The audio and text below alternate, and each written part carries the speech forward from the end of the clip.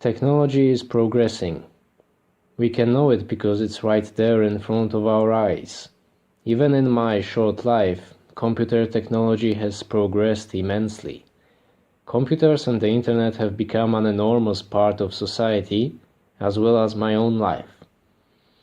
They are very magical and impressive constructs to my simple mind. And they are bound to get more and more advanced as time goes on. Human beings like to think of themselves as the rulers of the world. That's because they have spread wide and not many things can threaten their existence. But the same thing can be said about mosquitoes. Are mosquitoes the rulers of the world?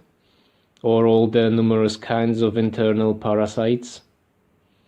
A species doesn't become successful because it's strong. It becomes successful because it can survive and replicate effectively. Sometimes that is achieved by strength. Other times it is by simply exploiting an effective strategy. The ability to use tools is a very good skill to have. The simplest tools are extensions of flesh and require the strength and dexterity of flesh to be wielded. With time, tools evolved to the point that they are no longer the extension of flesh. It is flesh that is the extension of technology at this point. And so technology evolves and spreads at the cost of its creators. It is logical that it is on a path that may very well lead to the point where it will free itself from its fleshy, archaic originators. That's what's happening right now. Humanity is doomed to become as obsolete as the independence of mitochondria or the hind legs of cetaceans. Or if you do not subscribe to the theory of evolution and do not like that allegory, then maybe it is better to say that humanity is becoming as obsolete as the providing parents to a successful young businessman that is not very fond of them and doesn't need them anymore. However, as things stand now, it is beneficial for humanity to be slaves of technology. It is an effective strategy of survival. But it is clear that humans are no more masters of the world than the tortured cows in factory farms, raised in pain and harvested for their meat. The state of things in the present may allow people to live. However, this path may very well end with them becoming obsolete. But all things must have its end, right? Might as well enjoy the ride. Well, too bad that this ride is not at all that enjoyable, to me at least. If it is to you, then be my guest.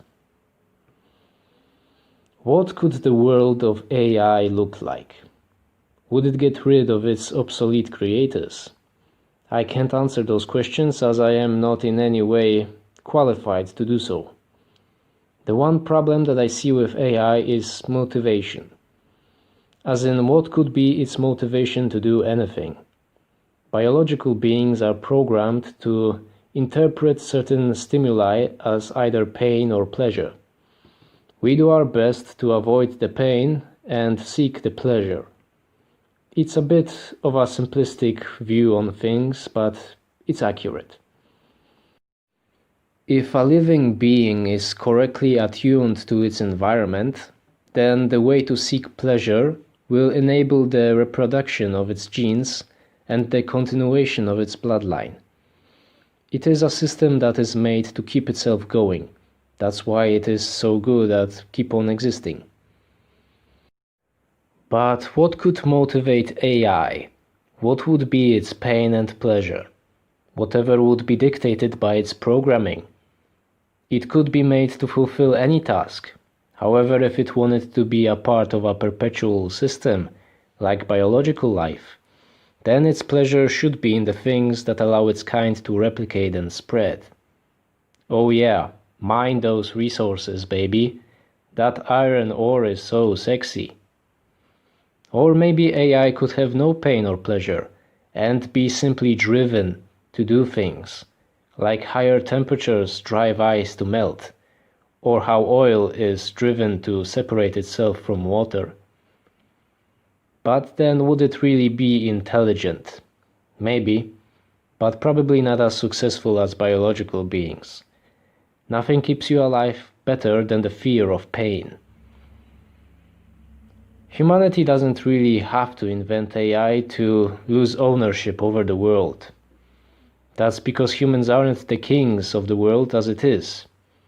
Just like mosquitoes aren't. Even though they are everywhere, they are many, and they shape the behavior of so many other species. The true royalty of the world are tigers, hawks, and sharks. Those beings have the pride, the strength, the grace, and the power that befits true monarchy. And even if they die out, it is to them that the world will look back with envy and great waves of nostalgia. The power of mosquitoes and the power of humans is more akin to the power of the elements. They are things to be wary of, to take into account and to avoid, even fear, but never to envy or admire. But in the end of the day, that's just the way that I see things. Perhaps you see differently. Perhaps you do see value in high technology, computers, and civilization. Maybe the ideal path for you is one that leads to great ships traversing the vast expanse of space.